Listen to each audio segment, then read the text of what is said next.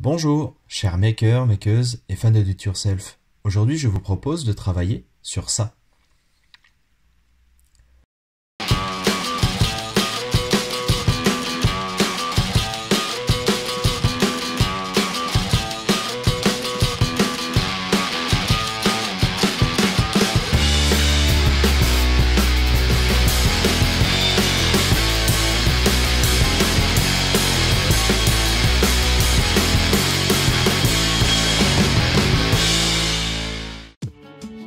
Alors, ça, c'est un Magic Mirror.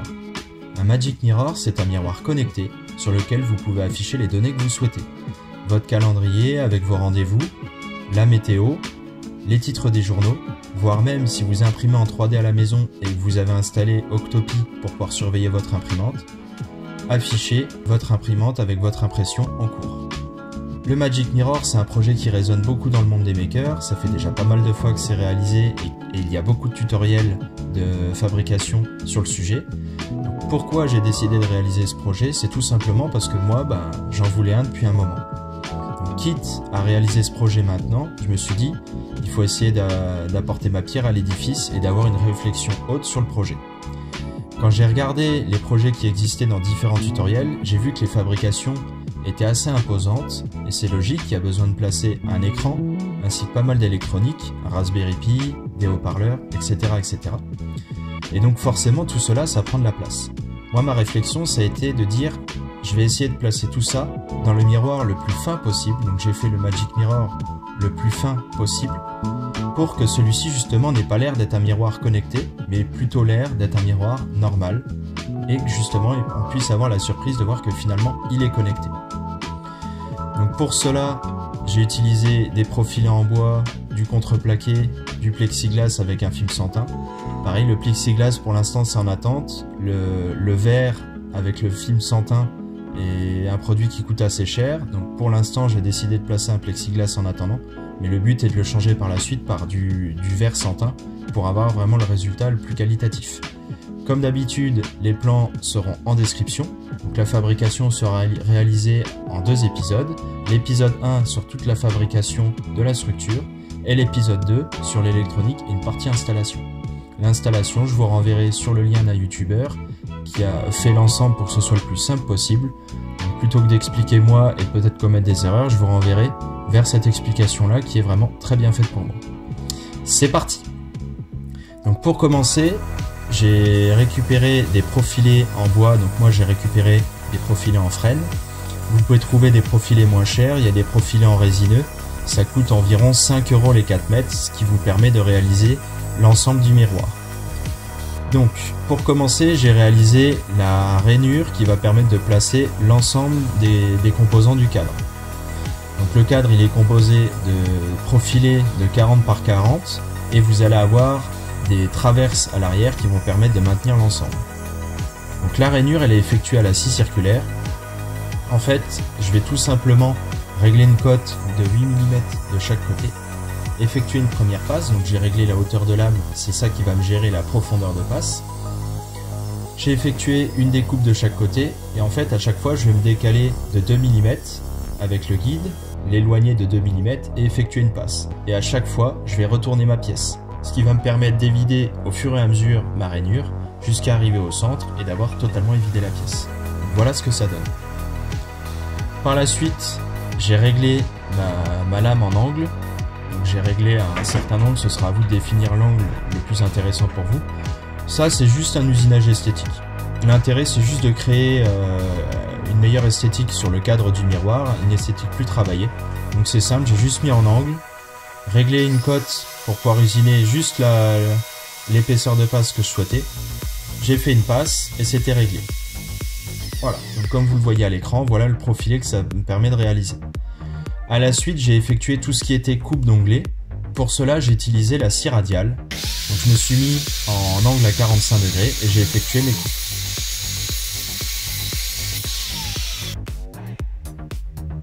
Une fois que j'ai fait ça, je me suis occupé de tout ce qui est traverse arrière. Donc, comme vous les voyez sur le plan, c'est les parties qui sont ici. Donc la traverse du dessus et du dessous a des feuillures du coup sur toute la longueur et en bout. alors que les traverses du milieu n'ont des feuillures que en bout. Donc tout ce qui est feuillure sur toute la longueur, je les ai réalisées à l'aide de la scie circulaire. Donc pour cela, j'ai réglé l'épaisseur restante après ma feuillure et j'ai effectué une passe donc à la scie circulaire. De même, la profondeur de passe, je l'ai réglée avec la hauteur de lame. C'est le même principe qu'avec la rainure dans les profilés précédents. Pour réaliser les autres embouts, je les ai plutôt réalisés au ciseau à bois afin d'éviter les risques. Il faut utiliser la scie circulaire, mais moi je vous le conseille pas trop, il y a plus de risques. Donc moi je l'ai effectué à la scie à ruban et au ciseau à bois. Par la suite, je me suis occupé d'effectuer tous les perçages. Ces perçages, ils vont me permettre de coller et de visser les traverses à l'arrière avec mon cadre. Donc c'est ce qui va me permettre de maintenir la structure. Pourquoi je fais ce genre de structure? En fait, le but c'est que le Magic Mirror il soit totalement démontable. Donc, normalement, j'ai juste à démonter la traverse du haut, et en démontant la traverse du haut du cadre, je peux sortir tout le Magic Mirror et pouvoir effectuer une maintenance. Donc voilà les profilés une fois qu'ils sont terminés d'être usinés. Maintenant, je vais m'occuper de réaliser déjà les premiers collages. Donc je vais utiliser les traverses arrière qui ont donc les 3 feuillures et je vais les coller sur les parties hautes et basses des cadres. Donc pour le collage, je vais aussi visser. J'utilise des vis de faible longueur, j'utilise des vis de 12 mm et le but c'est vraiment de maintenir pendant le collage l'ensemble. Donc bien entendu, pour que le joint de collage soit effectué correctement, je pense à mettre mes presses ou mes petits serre-joints et de serrer à chaque fois sur les deux parties, donc sur la profondeur de la feuillure et sur l'épaisseur de la feuillure, donc pour que je sois en contact sur le plat et le champ.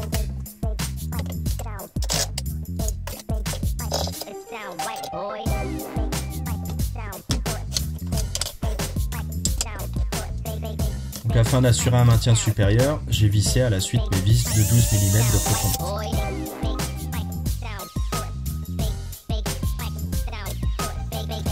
Maintenant que ces collages sont réalisés, je me suis occupé de tout ce qui est montage des traverses intérieures. Donc c'est ces traverses qui vont permettre de maintenir les parties côté du cadre.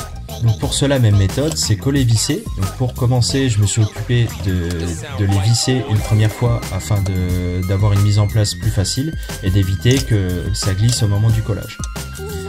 Maintenant que l'ensemble fonctionne, j'ai pu effectuer le collage. Donc pour cela, j'ai simplement appliqué la colle sur mes feuillures en bout et revisser l'ensemble. Pour assurer un équerrage parfait et que donc mes côtés ne soient pas décalés l'un par rapport à l'autre, par la suite j'ai effectué aussi un montage avec les autres éléments du cadre. Pourquoi? Parce que tout simplement la partie du bas elle est collée elle aussi, collée et vissée. La partie du haut, elle par contre ne sera pas collée, elle sera simplement vissée et c'est ce qui me permettra donc d'avoir une partie totalement démontable pour le cadre.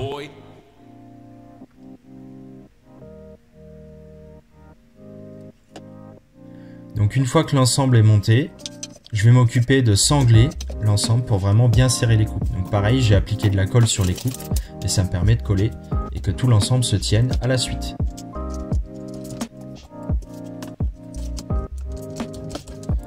Donc pareil, n'hésitez pas à mettre des presses sur les 4 coins. Donc une fois que vous avez bien serré vos coupes et contrôlé l'équerrage, ça vous permettra d'avoir le cadre complètement à fleur. Moi à la base, j'avais décidé pour ce projet d'utiliser cette télévision. Au moment où je l'ai récupérée, elle fonctionnait et au moment de monter ce projet, elle a décidé de plus fonctionner.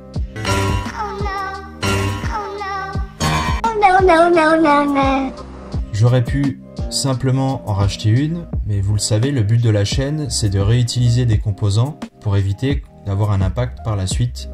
Donc moi le but c'est vraiment d'effectuer le recyclage au maximum. Donc, sinon il aurait fallu simplement attendre d'avoir une télé de récupération de nouveau, mais je sais pas dans combien de temps j'en aurai une. Donc pour cela, j'ai trouvé une autre solution. La voici, c'est d'utiliser un ordinateur portable de récupération. Donc cet ordinateur portable, il est HS, il lui manque beaucoup de touches, il est très vieux, il tournait encore sur Vista. Et moi en fait, ce qui m'intéresse dans ce PC, c'est simplement de récupérer l'écran. Et je vais donc vous expliquer comment le récupérer. Alors pour cela, je vais utiliser simplement un tournevis. La seule différence, c'est que habituellement, moi j'ai des outils pour pouvoir démonter plus proprement les ordinateurs ou autres. Là, je vais pas forcément les utiliser parce que moi, l'ordinateur, celui-là, à la fin, je jette tout le reste. Je vais récupérer que l'écran et quelques composants, les batteries, etc., etc. Mais tout ce qui est structure ou autre, je l'enlève.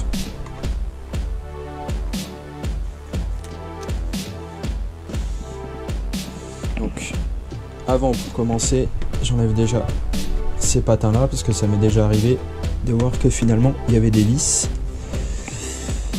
C'est le cas. Si vous regardez ici, vous allez avoir des vis.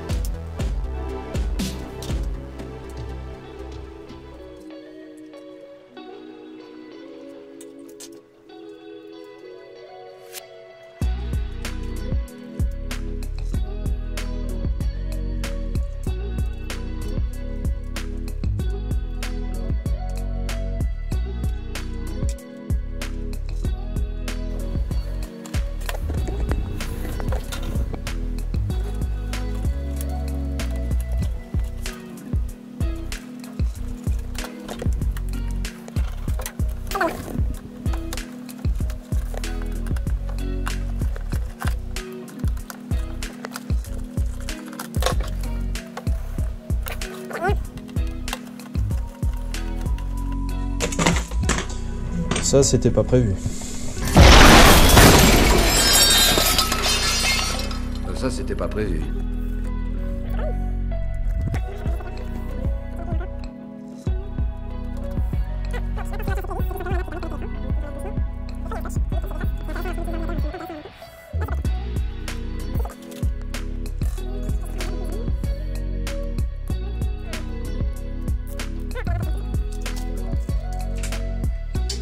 Alors, voilà, ça c'est notre dalle.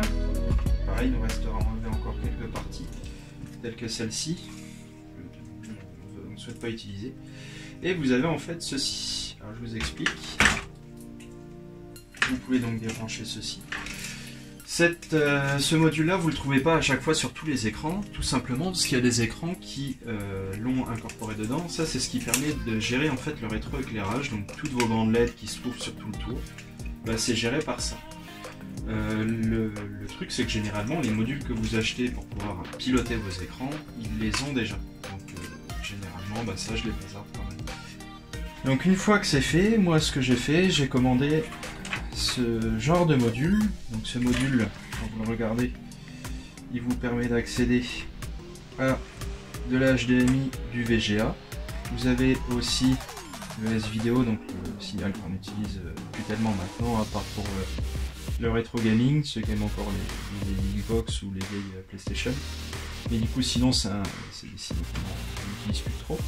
Vous avez donc ici l'alimentation. Cette alimentation, c'est du 12 volts. Donc j'utilise une alimentation qu'on trouve n'importe où sur internet. Et donc pour pouvoir trouver le bon module, il vous suffit de regarder. Donc par exemple, l'écran que j'ai démonté tout à l'heure, c'est cette référence ici. Donc vous tapez ça sur internet, généralement vous n'avez même rien besoin de taper d'autre et vous trouvez directement le module correspondant sur eBay, AliExpress, etc. Des fois, si jamais vous ne trouvez pas, vous tapez juste module à côté et généralement vous trouvez la carte correspondante. Donc à la suite, je me suis occupé du reste de la fabrication. Donc pour cela, j'ai réalisé le contreplaqué. J'avais besoin d'avoir mon écran pour pouvoir avoir les dimensions de l'entaille que j'avais à effectuer dans le contreplaqué qui va à l'intérieur et qui maintient toute la structure. Donc maintenant que j'ai ces cotes, je peux réaliser ce contreplaqué. Donc il est d'éviter simplement à la scie circulaire. Donc vous pouvez aussi en magasin de bricolage, si vous n'avez pas de scie circulaire chez vous, simplement demander à ce que le panneau soit réalisé à la découpe. Vous payerez juste les découpes. Et donc par la suite j'ai réalisé l'entaille. Donc pour cela j'ai effectué l'ensemble des traçages, donc adapté à la cote comme je le disais de l'écran de récupération. Et par la suite j'ai réalisé l'entaille à l'aide d'une scie circulaire portative.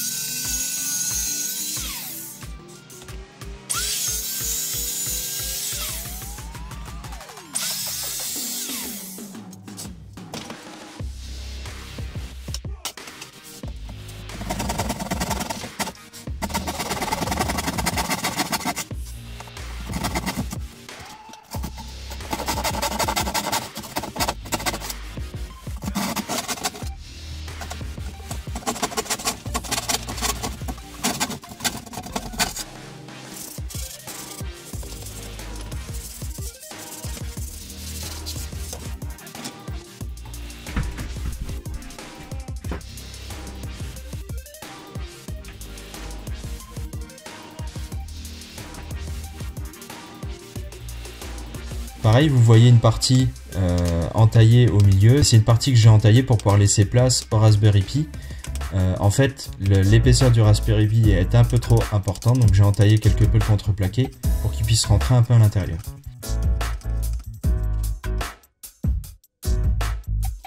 Pour que l'écran ne tombe pas à l'arrière, j'ai simplement collé des cales. Donc c'est des chutes de contreplaqué de la partie que j'ai vidée au milieu.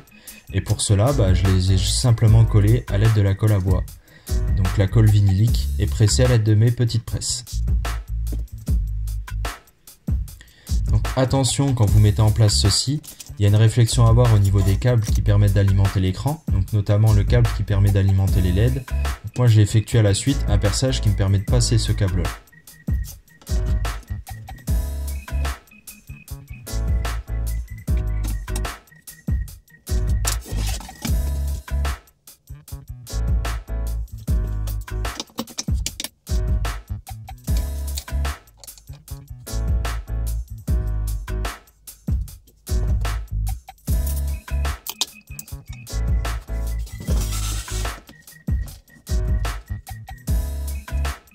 Maintenant que tout ceci est fait, je me suis occupé d'une étape assez importante, tout ce qui est finition.